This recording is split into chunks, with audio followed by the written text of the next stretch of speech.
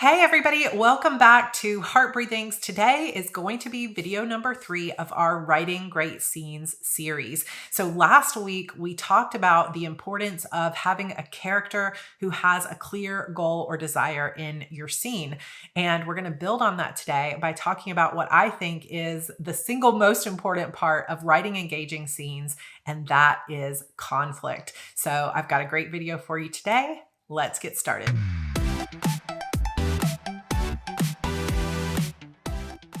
So just as a quick reminder, I do have a free workbook for you. If you haven't downloaded that yet, you can sign up for my mailing list down on the description box below. I'll have a link for you. Or if you're on my newsletter list, you should have received a link to this in the HB resource library to grab it, and hopefully it'll help you in writing your own scenes.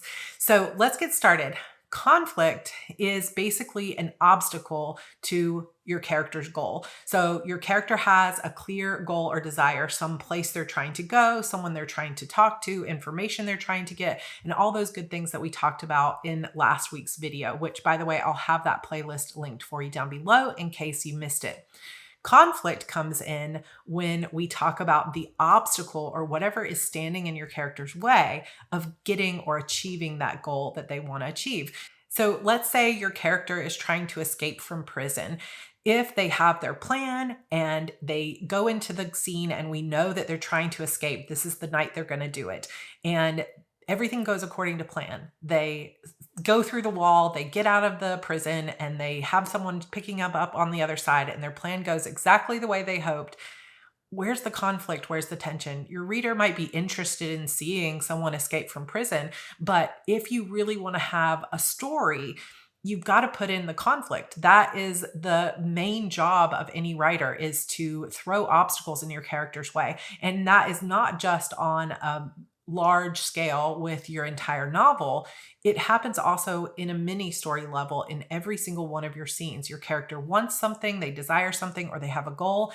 And where the tension in your scene comes in is the obstacle. What's standing in their way? What's making them fail? And sometimes that can be something internal, and sometimes it can be something external. So we're going to talk about types of conflict. We're going to talk about some examples, and we're going to talk about layering conflict to make it even more intense. But conflict, just for the sake of conflict, simply isn't enough. So throwing in a random argument or a random obstacle that wasn't set up before or doesn't lead into something next, like a domino effect, isn't really great conflict. Just an argument on the page isn't really conflict. And we're going to talk about the difference. And I'm going to share with you some just random examples about that to help you see the difference. Because in order to have truly engaging scenes and to have your readers really care about what's happening, that conflict and your character's goal needs to be in flow and tied into the larger story that we're reading here.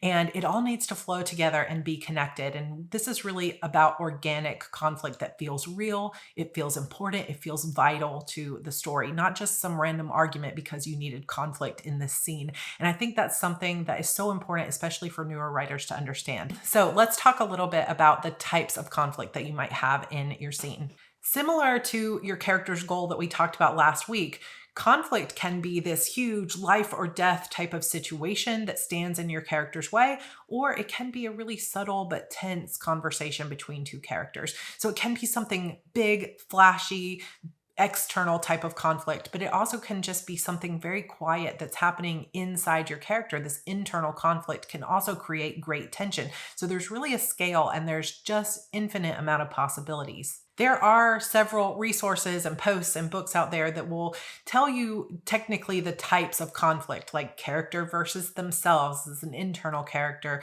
type conflict, or character versus the world, character versus character, character versus organization, character versus society, character versus technology, character versus disease. So really what it comes down to, I will link some of those blog posts below if you want to read a little bit more about these, but really what it comes down to is conflict is really anything that is standing in your character's way. So character versus literally anything, including himself.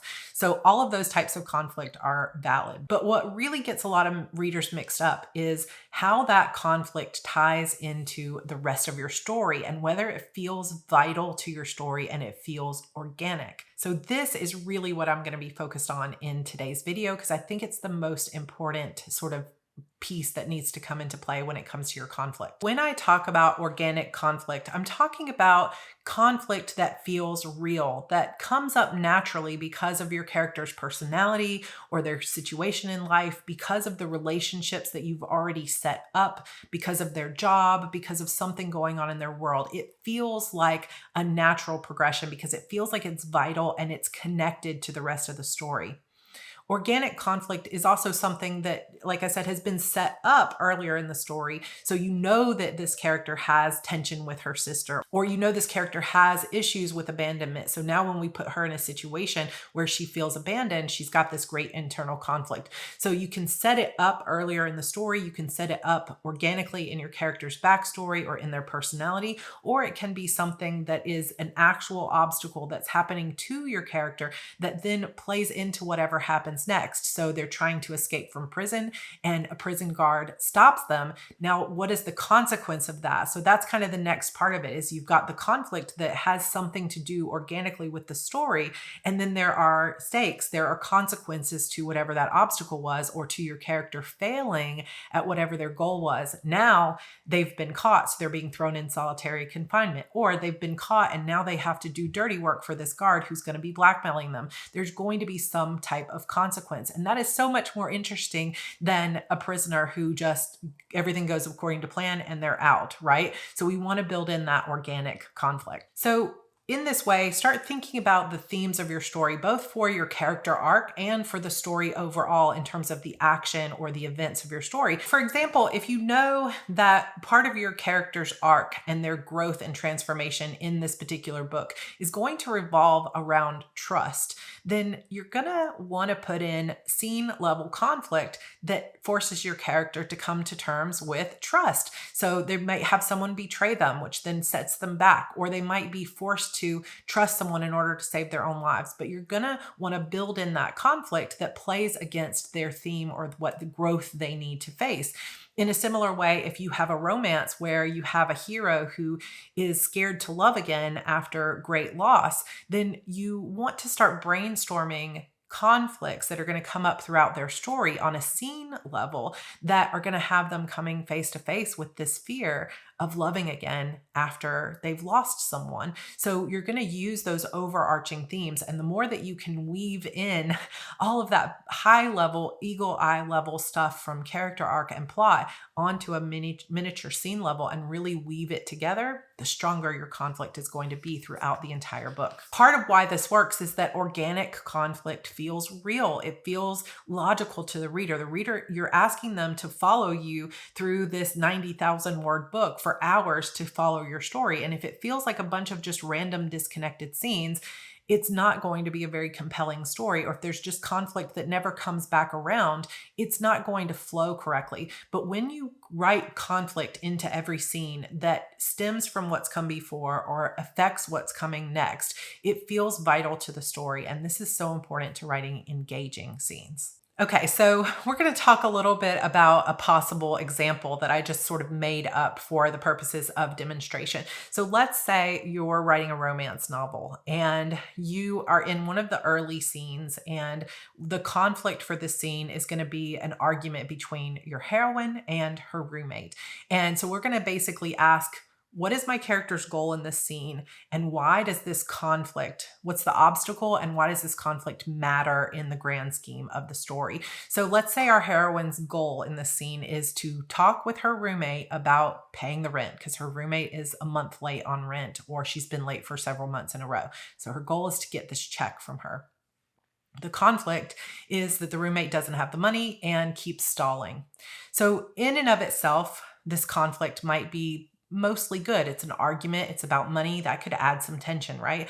But it's really going to be about what's actually happening in the scene, both on an internal level with your character and on an external level, and how this scene's conflict plays into what's coming next. So in example one, let's say that your heroine gets in an argument with her roommate who won't pay her rent, and then she just leaves to go on a date.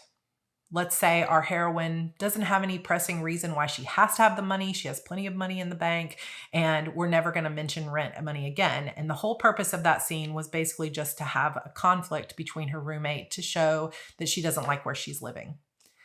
Like not the best conflict, because there's nothing at stake here. She can afford to pay the rent. There's really, it's just showing us a very weak kind of conflict between her and her roommate. But something that you could do to show you the difference between that type of conflict and the type of conflict that's really strong organic conflict. Let's say that we already know that our heroine grew up in an unstable household where her mother never paid rent and they had to move from house to house. And that has really affected our heroine to the point where she feels an obsessive need to control everything in her life. She's never late. She's never late with rent. Like she has to have it all paid. And now she's got this roommate whose rent she can't cover for more than a month or two, who won't pay her share. So they might get kicked out of their apartment. Now we've got stakes and we've got actual consequences that might come out of this rent not being able to be paid. And we've got to tie into our heroine's internal arc too, because we know that she's legitimately panicking over not being able to pay this rent. There are other ways that we can actually make this even stronger. So let's say, for example, we wanted to layer in conflict. So if you could have multiple layers of conflict going on at the same time, you can just increase that tension. So we know our heroine hates to be late. So let's say while this argument is going on, her phone is also going off constantly because her Mr. Perfect, totally stable, exactly predictable boyfriend that she very much wants to lock down into an engagement is downstairs currently with his car, and he's upset that she's late for their date, but she knows that she can't leave until she gets this rent payment. So now we've got multiple layers of conflict. She's trying to have this argument, not getting her way. Her boyfriend's upset. Everything seems to be going wrong. Still with that, if she just got the rent check and walked out, it's not going to be as much of good conflict if we have some consequences come up. So let's say the rent just isn't going to get paid. Our heroine is late and ends up going out with her boyfriend and finding out that he's been cheating on her or he's breaking up with her. And now we've got multiple tension going on because it's going to feel like her whole life is falling apart, that where she was trying to control everything just so, and now it's falling apart. And then as that ties in, what if because she broke up with this guy, she's then so sad that she oversleeps and she's late for work the next day and they had a really important appointment and she loses her job. Now, this argument with her roommate about the rent becomes this much more important in the next scene because she already doesn't have the money. Now she just lost her job. So let's say at this point, this is where we enter our fun-loving hero who is not Mr. Stable. He's a travel-loving vagabond kind of guy. And now he's going to challenge our heroine, who is this straight-laced, uptight, gotta control everything kind of person. So as you can see in that first example, if we don't tie that argument in with who our heroine is and her personality, what her backstory is, and we end up getting a rent check and everything goes her way, it's not a very interesting story. However, just changing a few details, like giving our heroine this backstory where not having that money or that stability really matters to who she is and adds to her own panic and tension. And then that causes a domino effect where she loses her boyfriend, she loses her job, and now she's in real trouble. That amplifies the tension to 100 degrees. So hopefully you can see in that example what it means to really add in organic conflict that ties into your character's personality or situation or struggle in some way. So let's talk a little bit about intensity in a scene, because intensity can matter too. You want a variety of intensities throughout your novel. Some scenes maybe just have small but emotional conflict, while other scenes are going to have, my whole life is falling apart. This is the moment that's going to determine everything that happens or whether I live or die, that kind of intense conflict. And we're going to have a mix, and that's going to play into your pacing, which we'll talk about in a future video. Part of what adds to the intensity though is what what's at stake for your character. So in that first example, if your character has plenty of money in the bank and doesn't really matter if her roommate pays the rent or not, we don't have high intensity because there's really nothing at stake for our character. However, if we have a character who is on her last dime and she cannot stomach the idea of losing this apartment or being late on rent, and she doesn't have the money to cover it, we've got a lot more intense type of conflict going on here. We could actually ramp up the intensity of that conflict if we said her roommate isn't just a friend, her roommate is her sister, who she is always like being just like their mother and expecting for our heroine to come in and save her. That ramps up the intensity because it adds another personal conflict to the mix. If you added another layer of conflict by where you said she needs this money because she's got a dog that has cancer and needs her meds or something like that, we start adding even more intensity to it. So when we're talking about intensity, a lot of times we're talking about what are the consequences here if my heroine or hero fails to achieve their goal or whatever obstacle comes up. How important is that? And that's really where the intensity starts to play into your conflict. So one of the things I like to ask myself when I'm brainstorming different types of conflict is, how is this obstacle going to affect my character on an internal level? What is it going to do to their anxiety, their personality, their growth? How is it going to challenge them? And then also, how is this consequence, this obstacle, going to affect them in the future? Will they lose their job? Will they lose their lives? Like, what is going to happen here? When it comes to that example I was giving about the prison break, if they're caught and now they're basically being blackmailed by this head jailer who happens to be extremely abusive, now we've got real intense conflict because that mistake of not following through with their jailbreak is going to affect them on a really, really deep level in terms of what happens to them or how much they're abused in the future. So the stakes just continue to rise, and that adds a level of intensity to your story. Basically, the more intense the stakes, the more intense the impact to your character's life in some way, the more intense the conflict is for that scene. So let's look at a second example just to kind of bring this home. Let's say we have a young adult fantasy story where we have a heroine who has been caught for stealing a loaf of bread, and she's being brought in this scene to the prince, who has the power to basically throw her in the dungeon or to have her killed. So we've got high intensity stakes here, and we have a goal of a heroine to convince the prince that she didn't mean any harm and convince him to let her go without punishment. The obstacle to that is going to be whatever happens with the prince. So there's multiple ways that we could write this. But of course, if our heroine goes in to plead for her life to the prince and he believes her and lets her go on her merry way and she's able to take the loaf of bread to her starving sister, we don't really have any conflict. It could feel a little bit intense because, ooh, her life is at stake. But if there's no real obstacle and we never see that prince again, we don't really have good conflict and we don't have a great story.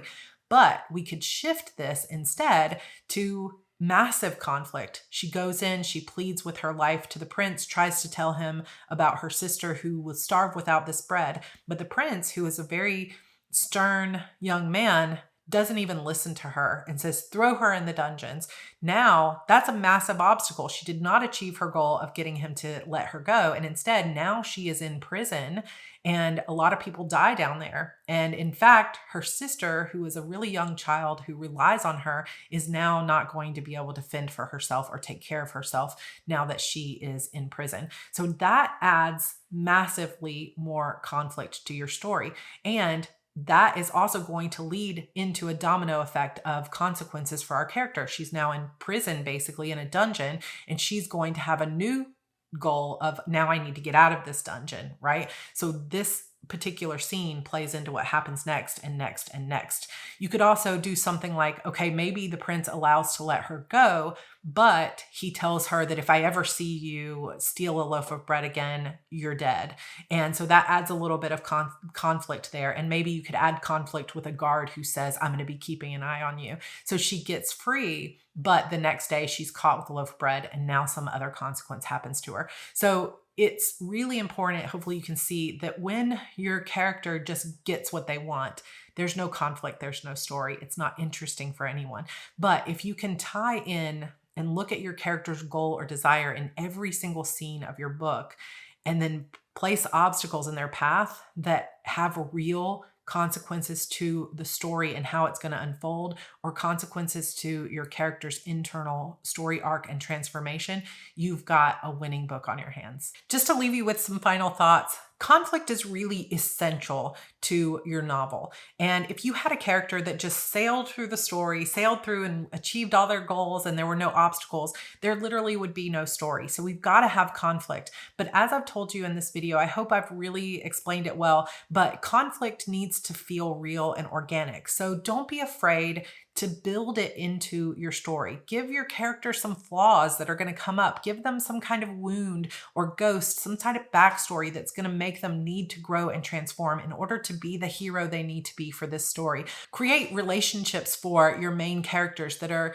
nuanced, that are complex, that are, full of tension and backstory, or that kind of good sort of tension that we like to see on the page. Create worst case scenarios, huge obstacles to your character's plan, to the point where readers aren't even sure how in the world your character is going to survive this or get over it or overcome this obstacle. That is what really, truly good stories are made of. So first we have that goal or desire on a scene level, and then we have some kind of obstacle to it that feels organic to the story, that's going to affect your character or affect the story in some big way because of what's at stake if your character fails. And when they fail because of some outer obstacle or some inner obstacle, that leads to the next level of conflict, the next consequence that they have to face. And the more you can escalate that tension and that conflict throughout your entire story, the more you're going to have a novel on your hands that people just do not want to put down. If you can start with tension on the page in that very first scene, that very first time that your character is met,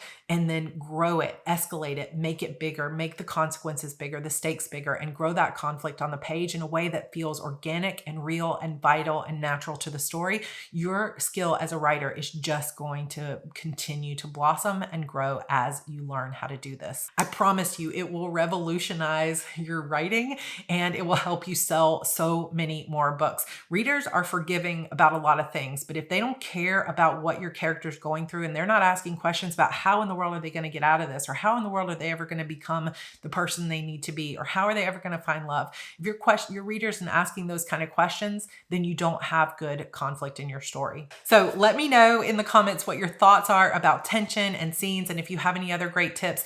As always, I do have a set of resources for you down below and in your free workbook that you can get when you sign up for my newsletter, that are books that I have learned from, that I have really loved so much, that I've found to be great resources. Feel free to add your own resources down below. And we will be back next week for number 4 video in this series, where we're going to talk about scene structure. So the hook, what happens in the middle, and how you leave each scene, and how that matters for the pacing of your whole novel. So I hope you're enjoying this so far. If you are, please hit the like button down below, leave a comment, and subscribe to this channel. I also wanted to have one last chance to let you guys know that my self-publishing course, a 6-week course that is going to take you from your idea all the way through publication, and how to market your books and how to really set yourself up for success as an author. Publish and Thrive starts this Saturday, July 30th. So if you've been interested, now is the time to join.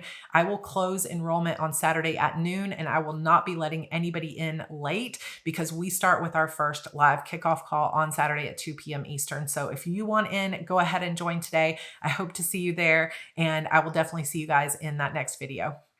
Bye.